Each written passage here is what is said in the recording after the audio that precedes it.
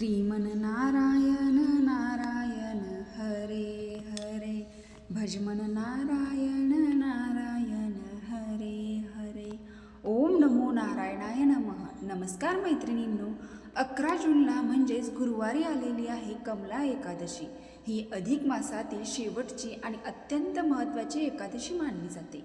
अनेक लोकांना काही कारणामुळे या अधिक मासात पूजा, जप, उपवास तसेच दानधर्म करता आला नाही, तर त्यांनी अजिबात काळजी करू नका. कारण येणाऱ्या कमला एकादशी दिवशी फक्त काही नियम पाळले आणि एक छोटासा उपाय श्रद्धेने, भक्तिभावाने केला तर संपूर्ण अधिक मासाचे पुण्य मिळते असे मानले जाते. पण अनेक लोक नकळत अशा चुका करतात ज्यामुळे व्रताचे पूर्ण फळ मिळत नाही. विशेष म्हणजे हा उपाय केल्यामुळे प्रत्येक कामात येणारे अडथळे, पैशाची चंचल आणि घरात वादविवाद कमी होतात आणि संपूर्ण कुटुंबावर विष्णू आणि माता लक्ष्मी यांची अखंड कृपा राहतेच. त्याचबरोबर भगवान शिवशंकरांची सुद्धा विशेष अशी कृपा राहते. कारण एकादशी सुद्धा भगवान श्री महादेवांना समर्पित केली आहे. ही माहिती तुम्हाला कुठेही सहज मिळणार नाही, त्यामुळे हा व्हिडिओ शेवटपर्यंत नक्की पहा. कुठेही व्हिडिओ स्किप करू नका. मैत्रिणी, ही संपूर्ण माहिती तुमच्यापर्यंत पोहोचवण्यासाठी मी हे शिवपुराणातील तसेच विष्णू पुराणातील माहितीचा सखोल अभ्यास करून मगच मनापासून हे उपाय तुमच्यापर्यंत पोहोचवण्याचा मी जास्तीत जास्त प्रयत्न करत आहे. त्यामुळे जर हा व्हिडिओ आणि ही माहिती तुम्हाला थोडीशी जरी उपयुक्त वाटली तर प्रेमाने एक लाईक करा आणि कमेंट बॉक्समध्ये ओम नमो भगवते वासुदेवाय नमः हर हर महादेव टाईप करा. बघा, अधिक महिन्यामध्ये येणारी एकादशी कमला एकादशी किंवा पद्मिनी एकादशी या नावाने ओळखली जाते आणि अधिक महिन्याचे अधिपती हे श्रीहरी विष्णू आहेत. म्हणूनच अधिक महिन्याला पुरुषोत्तमाचा महिना म्हणजे श्रीहरी विष्णूंचा महिना मानला जातो. अधिक महिन्यामध्ये केलेले पूजन, उपासना, दानधर्म हे कधीही वाया जात नाही. याची आपल्याला अधिकच पुण्य फळ प्राप्त होत असते. म्हणूनच अधिक महिन्यामध्ये येणारी कमला एकादशी सुद्धा अत्यंत शुभ आणि पवित्र मानली जाते. आणि कमला एकादशीच्या दिवशी सुद्धा आपण माता लक्ष्मी, श्रीहरी विष्णूंची पूजा केल्यामुळे आपल्याला विष्णूंचा आणि माता लक्ष्मीचा आशीर्वाद प्राप्त होत असतो. या दिवशी सकाळपासून रात्रीपर्यंत काही गोष्टी खास लक्षात ठेवायच्या आहेत. घरात शांतता ठेवायची आहे, देवघर स्वच्छ ठेवायचं आहे आणि विशेष म्हणजे मन शांत ठेवायचं आहे. कारण फक्त पूजा करून उपयोग नसतो. मनात राग, चिडचिड, वाद असेल तर व्रताचे पुण्य कमी होतं असं मानलं जातं. गुरुवारी सकाळी शक्यतो लवकर उठा. अंघोळीच्या पाण्यात थोडंसं गंगाजल, हळद आणि चिमूटभर पांढरे तीळ टाकले तरी खूप शुभ मानले जातात. त्यानंतर घरातील देवघर स्वच्छ करायचे. भगवान विष्णू आणि माता लक्ष्मीसमोर तुपाचा दिवा लावायचा. शक्य असेल तर पिवळ्या रंगाचे कपडे परिधान करा, कारण पिवळा रंग भगवान श्रीहरी विष्णूंना प्रिय मानला जातो. आता अधिक मासातील कमला एकादशीला विष्णूचा आशीर्वाद मिळवण्यासाठी तुळशीची पूजा करणे अत्यंत लाभदायक मानले जाते. त्यामुळे या दिवशी तुळशीची पूजा नक्की करा. परंतु या दिवशी तुळशीला स्पर्श केला जात नाही आणि जलही अर्पण केले जात नाही. म्हणून लांबूनच तुळशीला हळद, कुंकू आणि अक्षता वाहून पूजा करावी आणि थोडेसे दूध शिंपडावे. तुळशीच्या मुळाशी पांढरे किंवा पिवळे चंदन लावावे. अत्यंत शुभ मानले जाते. भगवान विष्णूंना पिवळा रंग प्रिय असल्यामुळे या दिवशी तुळशीला हळद लावलेला सुती पिवळा धागा किंवा मौली धागा बांधावा, तोही लांबूनच. संध्याकाळी तुळशीजवळ गाईच्या तुपाचा दिवा लावावा. अधिक मासात तुळशीजवळ 33 वातीचा दिवा लावणे अतिशय पुण्यकारक मानलं जातं. संपूर्ण अधिक मासात दीपदान केल्याचे पुण्यफळ प्राप्त होते. एकादशीच्या दिवशी चुकूनही तुळशीची पाने तोडू नका. तसेच या दिवशी घरात ओम नमो भगवते वासुदेवाय नमः हा मंत्र जास्तीत जास्त म्हणण्याचा किंवा ऐकण्याचा प्रयत्न करा. त्यामुळे घरातील वातावरण शांत आणि सकारात्मक राहते. आणखी एक महत्त्वाची गोष्ट सांगते. गुरुवारी शक्य असेल तर एखादी गरजू व्यक्तीला केळी, गूळ, हरभऱ्याची डाळ किंवा पिवळ्या वस्तूंचं दान करा. अधिक मासात एकादशी दिवशी केलेले दान खूप पुण्यकारक मानलं जातं. पण मैत्रिणीनं फक्त पूजा करून चालत नाही. काही गोष्टी टाळणंसुद्धा खूप गरजेचे आहे. अनेक लोक पूजा करतात, उपवास करतात, पण न कळत अशा चुका करतात ज्यामुळे व्रताचं पूर्ण फळ मिळत नाही. आणि एकादशी दिवशी कोणत्याही चुका अजिबात करायचं नाही. हे आता आपण सविस्तर जाणून घेऊया. मैत्रिणींनो, अधिक मासातील कमला एकादशी खूप पवित्र मानली जाते. म्हणून या दिवशी घरातील वातावरण, आपलं बोलणं आणि स्वयंपाकघरातील गोष्टी खूप महत्त्वाच्या मानल्या जातात. सर्वात पहिली गोष्ट म्हणजे या दिवशी घरात भांडण, मोठ्याने बोलणे किंवा कोणाचाही अपमान अजिबात करू नका. अनेक वेळा छोट्या छोट्या कारणावरून घरात तणाव निर्माण होतो. पण एकादशी दिवशी घरात शांतता ठेवणे खूप महत्त्वाचं असतं. विशेषतः स्त्रियांनी घरातील स्त्री शांत असेल तर घरात सकारात्मक ऊर्जा टिकून राहते असे मानलं जातं. आणखी एक गोष्ट, गुरुवारी अधिक मासातील एकादशी दिवशी कोणालाही रिकाम्या हाताने घरातून पाठवू नका. एखादा गरीब किंवा गरजू व्यक्ती दारात आली तर शक्य असेल तेवढं दान जरूर करा. अगदी थोडंसं अन्न, फळ किंवा पाणी दिलं तरीसुद्धा चालेल, कारण अधिक मासात केलेले दान हे कितीतरी हजार पटीने अन्नक्षेत्रामध्ये दान केल्याचे पुण्यफळ प्राप्त होते. त्याचप्रमाणे शिवपुराणामध्ये सांगितले आहे की अधिक महिन्यातील कमला एकादशी दिवशी पिंपळाच्या झाडाला सुद्धा आपल्याला एक वस्तू अर्पण करायची आहे. जर तुम्हाला तिथे जाऊन अर्पण करता येत नसेल तर तुम्ही घरच्या घरीसुद्धा हा उपाय करू शकता. तो कसा करायचा मी खाली तुम्हाला सांगितला आहे. त्यामुळे आपल्या पितृदोष, शनिदोष असेल तर तो नष्ट होतील, आपल्या घरातील दारिद्र्य नष्ट होईल. आपल्याला माता लक्ष्मीची कृपा पूजा करून आवर्जून पिंपळाला एक वस्तू अर्पण करायची आहे. पिंपळाचे झाडे आपल्या हिंदू धर्मामध्ये देवी देवतांचे वृक्ष मानले जाते आणि अधिक महिन्यामध्ये येणारी जी कमला एकादशी आहे तर ती अत्यंत पवित्र मानली जाते. अधिक महिन्यामध्ये 2 एकादशी येतात आणि पहिली कमला एकादशी ही होऊन गेलेली आहे आणि आता 11 जूनला गुरुवारी दुसरी कमला एकादशी आहे.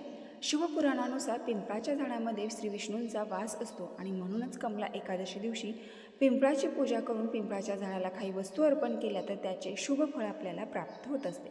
कारण ज्या ठिकाणी विष्णू आहेत त्या ठिकाणी माता लक्ष्मी आपोआप असते आणि म्हणून पिंपळाची पूजा केल्यामुळे आपल्याला विष्णूसोबत माता लक्ष्मीचा सुद्धा आशीर्वाद प्राप्त होतो.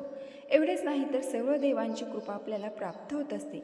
पिंपळाच्या झाडाची आपल्याला संध्याकाळच्या वेळेला पूजा करायची आहे. संध्याकाळची 3 सांजेची वेळ आहे तर या वेळेला आपल्याला पूजा करायची आहे. कमला एकादशी दिवशी सकाळी लवकर उठायचं आहे, स्नान करायचं आहे, स्वच्छ वस्त्र परिधान करायचं आहे. त्यानंतर आपल्याला विष्णूंची विधिवत पूजा करायची आहे.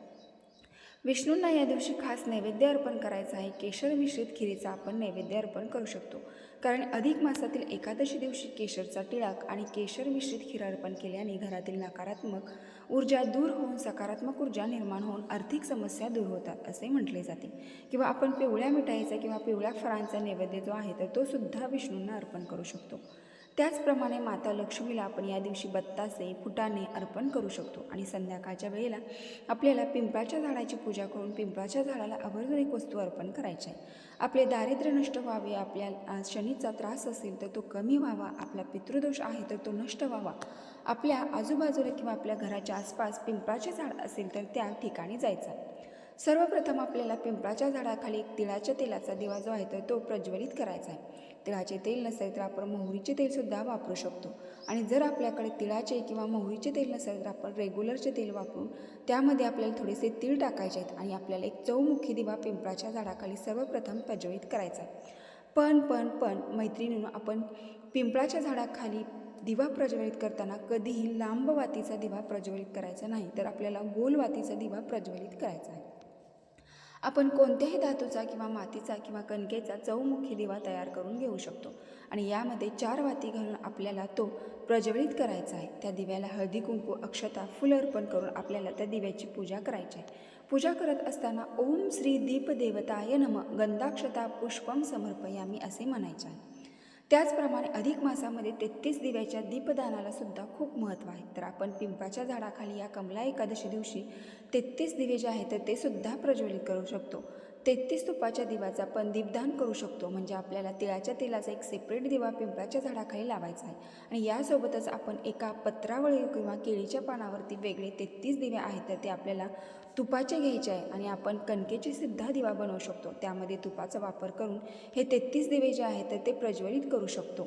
परंतु हे दिवेसुद्धा आपल्याला लांब वातीचा न बनवता फुलवातीचा दिवा बनवून 33 दिवे प्रज्वलित करायचे आहे आणि प्रज्वलित करत असताना ओम श्री दीपदेवताय नमः गंधाक्षतां पुष्पम समर्पयामि ते दिवे प्रज्वलित करताना सुद्धा आपल्याला हा मंत्र म्हणायचा आहे. अधिक मासात या मंत्राला अनन्यसाधारण महत्त्व आहे. असा दिवा प्रथम प्रज्वलित केल्याने थेट भगवंतापर्यंत आपला आशीर्वाद जातो असे म्हटले जाते.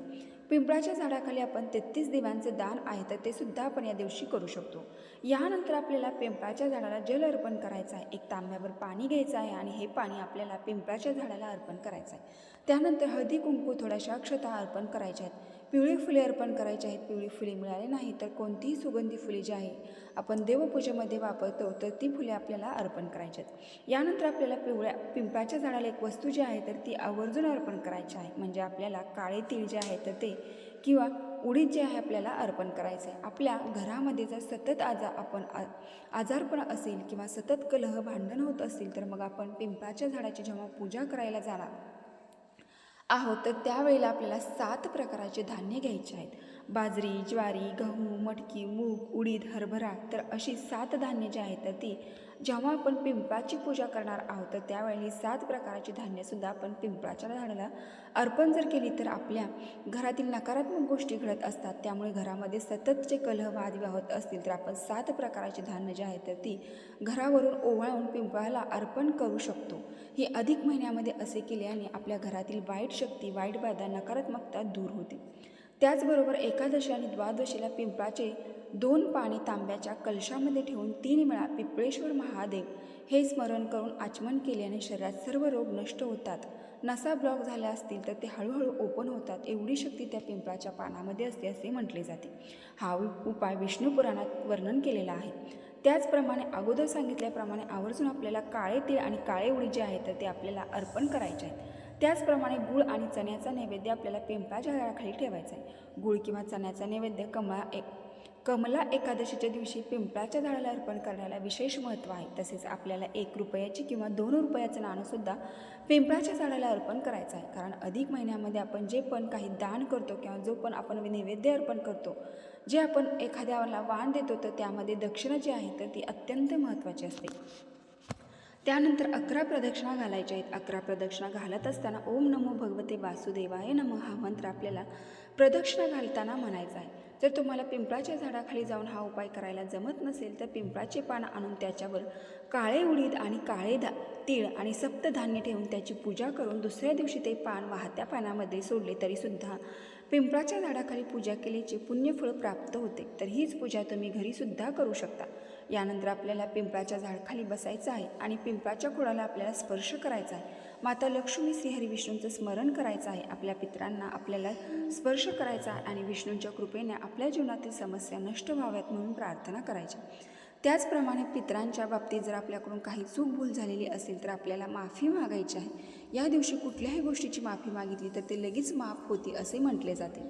तर मैत्रिणींनो, अत्यंत महत्त्वपूर्ण माहिती तुम्हाला आवडली असेल तर नक्की आपल्या चॅनलला एक लाईक करून कमेंट बॉक्समध्ये ओम नमो नारायणाय नमः नक्की टाईप करा. धन्यवाद.